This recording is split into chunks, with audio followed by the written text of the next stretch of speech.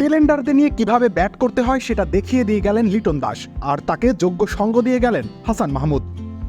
এই জুটিতেই বাংলাদেশ পাকিস্তানের সাথে এখন পর্যন্ত রাওয়ালপিন্ডি টেস্টে পাল্লা দিয়ে রান করার সামর্থ্য রাখছে।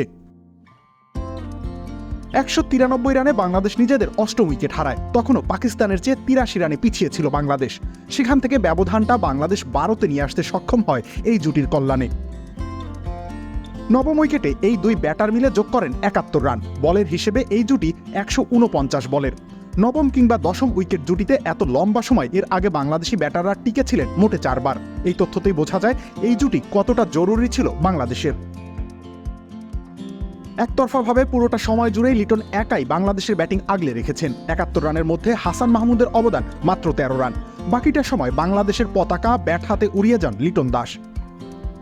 এই 71 রানের জুটি বাংলাদেশের তো বটেই, লেজের ব্যাটিংয়ের জন্য বিশ্বজুড়েই একটা আদর্শ হতে পারে। দরকার না পড়লে হাসানকে লিটন একদমই স্ট্রাইক দেননি। প্রতিটা ওভারের চতুর্থ বা পঞ্চম ডেলিভারিতে তিনি সিঙ্গেল নিয়েছেন, বাকি সময়টা সামলে নিয়েছেন হাসান মাহমুদ। হাসান তার 13 রানের ইনিংস খেলেন 51টি ডেলিভারিতে, একটা 4ও হাঁকান। টেস্টে এর আগে যা সর্বোচ্চ স্কোর 6 রান। তার কাছ থেকে এমন পারফরমেন্স অভাবনীয় ছিল, আর তার জন্য অভাবনীয় এই ইনিংস খেলাটা সহজ করে দিয়েছেন আদতে লিটন দাসই। শেষ বিকেলে এই লিটনকেই চাইলে অনুসরণ করতে পারতেন সাইম আইয়ুব, কিন্তু সেটা না করে তিনি বিপদে ঠেলে দেন নাইট ওয়াচম্যান খুররাম শেহজাদকে, আর তাতেই পতনের মুখে পড়ে পাকিস্তান দল। রবিউল ইসলাম রনি, খেলা 71।